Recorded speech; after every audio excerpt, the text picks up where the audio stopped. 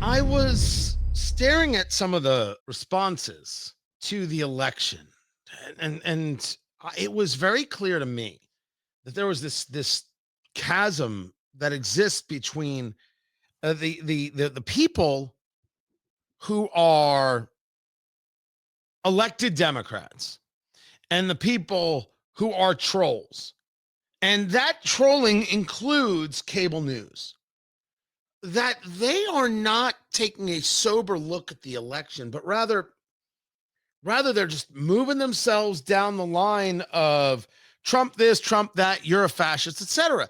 It's weird to watch people not learn. And then I saw how Ed Morrissey had this manufactured panic. I love that. The Baghdad Bob routine on males competing in girls sports. That's Ed Morrissey right there of Hot Air. .com. You gotta love the man. You gotta love who he is. Because it's I love it when, like, I'm thinking about something and then I notice somebody else is exactly in the same spot as I am. So before we get into the Jen Psaki stuff, and I have some of that audio to share with everybody, let's start with the basics. I'm not off base, am I? There's a real disconnect. I mean, I've got Senator Chris Murphy, who I despise. I think he's terrible. He's being sober about the election. I've got Senator John Fetterman, who I don't agree with him on policy, but I seem to enjoy him, which freaks me out to no end. He's being sober about the election. Representative Seth Moulton was honest about trans kids in sports, and he's a Democrat from Massachusetts, and he's getting called a Nazi. There are people being sober about this election and what happened. And then there's cable news, like Jen Psaki, which we'll get to. Then there's social media completely disconnected from where we are. What are you seeing? I see accountability. The people that you're talking about who are getting it are accountable to voters. I mean, Seth Moulton's accountable to voters, John Fetterman's, and I don't want to just, with Fetterman, I don't want to just say it's just because he's accountable to voters. Like his policies or not, Fetterman's actually got a lot of integrity in terms of sticking up for his values and not really caring a whole lot about what people think about him.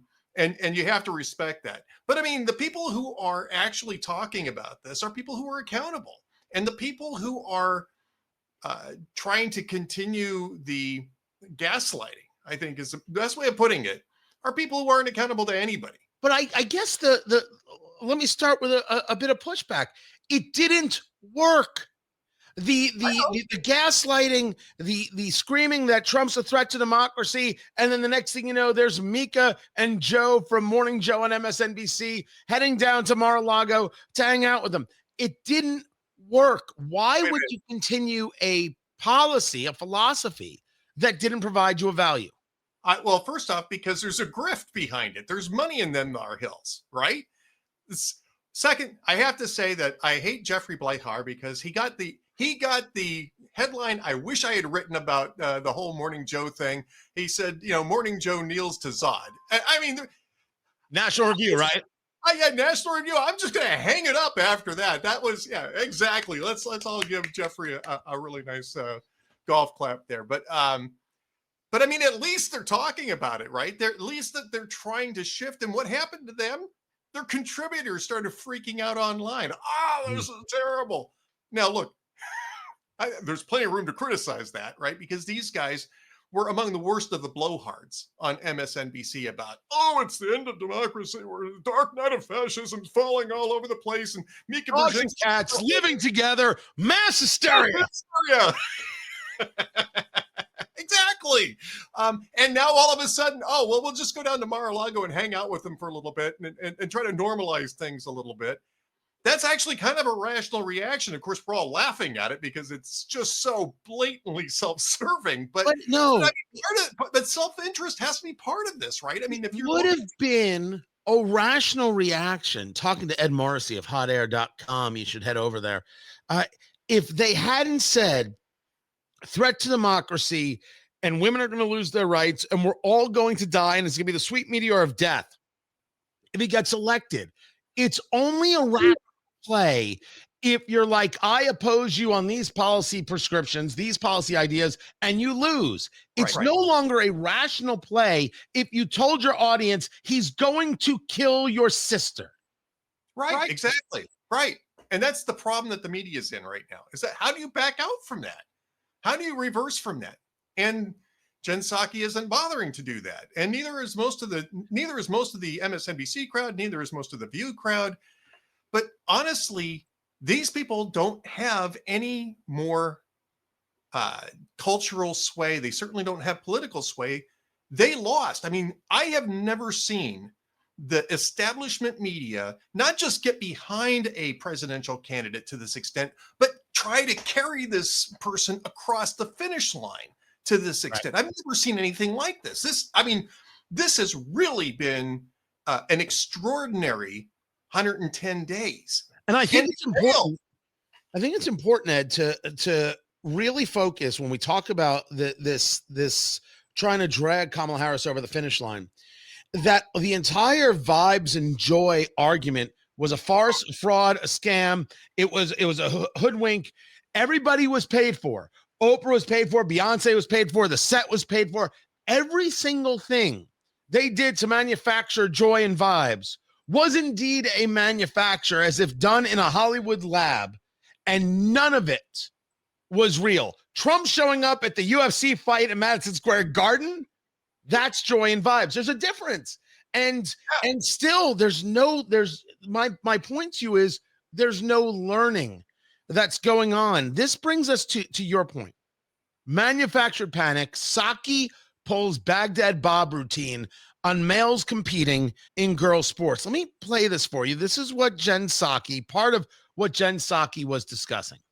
There are just incredibly few examples of transgender girls playing in youth sports. And when we see those examples, there isn't evidence that these kids are a threat to safety or fairness. When I say few examples, I mean that if you were to count the examples of transgender girls playing youth sports in any single state, the number often rounds to 0. Take Utah. When a transgender athlete ban was passed there in 2022, there was a grand total of one transgender girl playing in youth sports.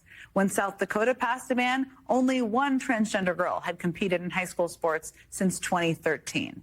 In fact, when these bans were making their way through Republican state houses in 2021, legislators in more than 20 states could not cite a single instance in their own state or region where a transgender athlete competing was a problem. The argument she wants to make is that this is a solution in search of a problem. Yeah. This isn't happening. This isn't an issue. This is the exact same argument that John Oliver made, I think, very poorly on his show this week tonight, last week tonight. I believe it's called. The argument here is that there is no problem.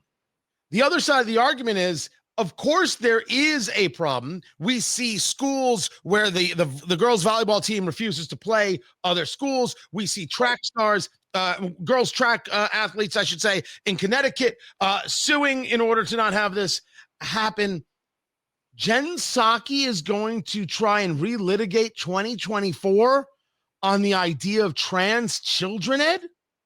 Yeah, the United Nations found that in higher level competitions, biological males had basically taken somewhere around 900 medal positions from biological females by competing as transgender women, right?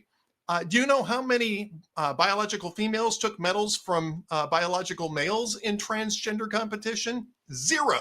That data is not anecdotal. It's from the United Nations, which, not one of my favorite organizations. I'm a little surprised that they actually published it. Right. But they did. And this was earlier this year. I think it was in the summertime. And this was not long after, or it may have even been slightly before, the Olympics featured a biologically male boxer beating the crap out of women in the Olympics in Paris.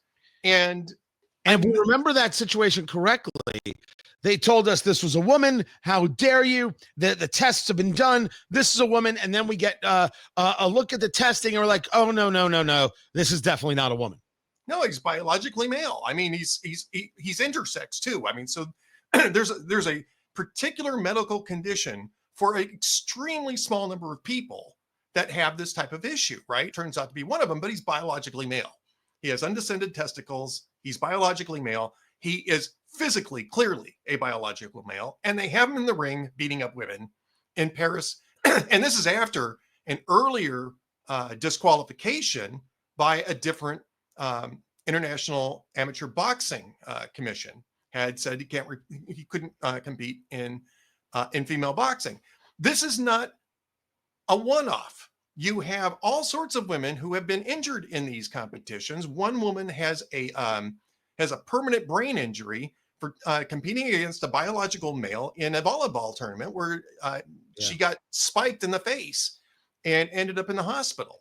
I mean, that's the reason why we have separate categories for men and women in most of these competitive sports, is because there is a clear physical difference between the two. And for the safety of women, and also to allow them to have opportunities to compete, you have to separate these two. You have to separate the biological sexes in sports competition. You're not going to get me to disagree, but this is about how Jen Psaki is making this an election cornerstone piece. This is not learning from the election. Well, I mean, and this is not learning from reality. American voters are tethered to reality, right? And they have been told for the last 4 years that if you think that, transgender women are men, then you're weird. I mean, Tim Walz went out there and campaigned on weird. Oh, JD Vance is weird, while he's doing spirit fingers and jazz hands, right? Not doing the impression. You can't do the impression.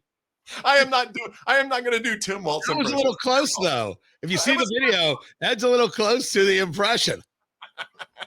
Well, he was my governor for a while, so kind of a little used to it before I moved to Texas and moved to the land of common sense.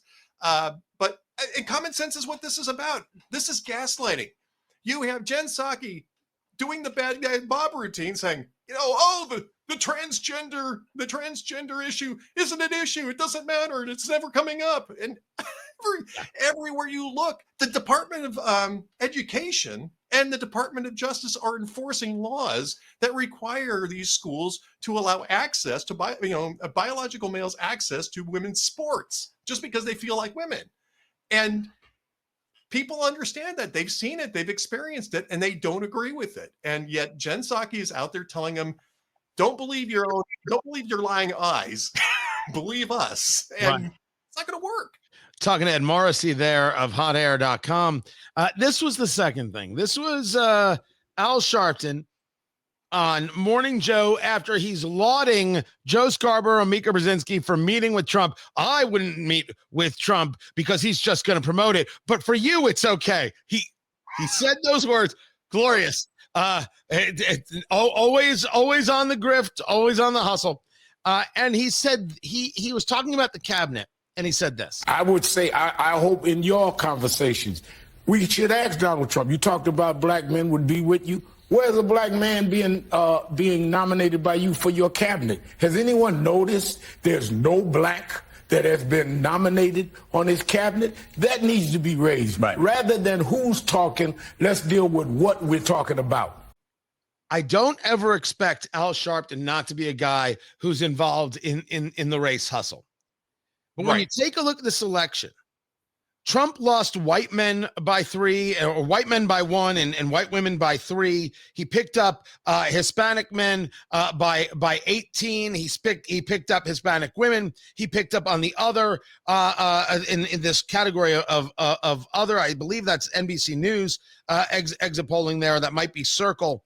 And he picked up black men by a point. Never mind young men. Never mind how Gen X did in this election. I don't know if he picked any Jews for the cabinet either, but I didn't think to ask because it's not how I'm driven. It's not what I focus on. Hey, I'm Jewish. I wonder if anybody else on the cabinet has had a circumcision ritually. It never came up. And I never came to mind. Yet here he is with this, a subject that I gotta believe no one actually cares about. They care about low taxes and a secure border. Here they are, back to the thing that they want to tell us really matters most.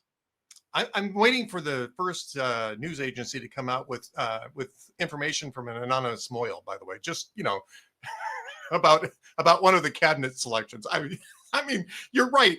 Obviously, you're right. I do think, though, that there is a certain level of payback that's going to have to come in terms of inclusion. And that's just politics. It's just American politics. It's the way the game is played. I'm not sore at Al Sharpton for raising that raising that point. They'd have to raise that point because they have to convince Black voters that decided that they were going to give Trump a chance that they made a mistake. Okay, that's fine. But I think that what's going to matter more to those constituencies is the actual results of the policies, which is going to be better economic growth, which is going to be more jobs, which is going to be removing the illegal immigrants that are creating escalating costs for housing and for other, basic living expenses.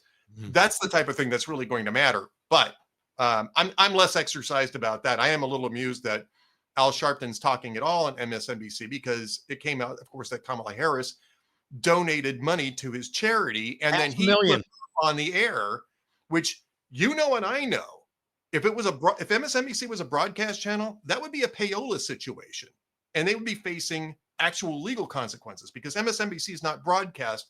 That doesn't necessarily apply, but there's still a major ethical question that applies here, which is that he got paid to basically do an infomercial on MSNBC for Kamala Harris. But I look, George Stephanopoulos gave to the Clinton Global Initiative while reporting on the Clinton Global Initiative in his work for ABC. This has become very much a par for the course. And could anything be more of an in-kind donation than MSNBC hiring Jen Psaki, fresh off being the press secretary for Joe Biden and him being involved in the lie about Joe Biden's mental condition? Yeah, I think the difference is that George Stephanopoulos was donating to Clinton rather than Kamala Harris donating to Al Sharpton prior to getting that interview. And that's really the issue in terms of media ethics with Al Sharpton. So I'm surprised he's even on the air over there still, and let alone Morning Joe still being on the air or MSNBC even still existing. Before I let you go, because I know you're up against it, and I appreciate everybody joining the live stream and everyone who's going to hear this on radio. The selling of MSNBC did not become a subject after the election. It actually was announced by Comcast before that, actually a few weeks before that they're selling. Spinning off. They were talking about spinning it off as a right. Separate. That Sci-Fi Network, Bravo, a whole host of things. Is there a market? Is there a reason to buy MSNBC as opposed to create your own or keep it as an online entity and an online platform presentation? I'm not sure that there's a market. I think analysts are asking that same question. What's the market for this? Because it's not making money. The ratings are cratering now after the election. Basically, their entire shtick there is hysteria, and it didn't work. So yeah, the value on this is going to be low. You understand why Comcast wants to shed it. There might be a George Soros or Jeff Bezos or even an Elon Musk who might want to buy it just so that they have access. They've got a lot of carriage agreements with cable. And the carriage is the big one. How many cable outlets you're on, how many households you're into. Sure. So why not? Why not take it over and rebrand it back to what it was originally, which was supposed to just be an auxiliary news network for NBC in partnership with Microsoft. That's long since gone by the wayside, but it was a very different network 20 years ago or 25 years ago. Somebody could buy it and try relaunching it as just straight news. But I don't think that Comcast is going to get a lot of money for it, and we'll see. But I suspect that they're just going to end up cutting these things loose, period. And just cutting the cord and being done with it. Quite literally cutting the power cord and it being a fait accompli. Yeah, because it's expensive. It's an expensive proposition. And if you're not getting the revenue off of it, you're better off just shutting it down and telling people they're going to have to go someplace else to get this content that they're not watching and they're not paying for. And Morrissey, hotair.com. I appreciate you taking the time. Go do your other work. Look at your fancy backdrop. Look at mine, and look at you got the screen and everything. I got to put some sponsorships now available. I think that's the only answer. I'm self-sponsoring, pal. I'm self-sponsoring back there. So yeah. So, some of us like to be able to afford the cigars. I don't know. Ed Morrissey, good to see you, man.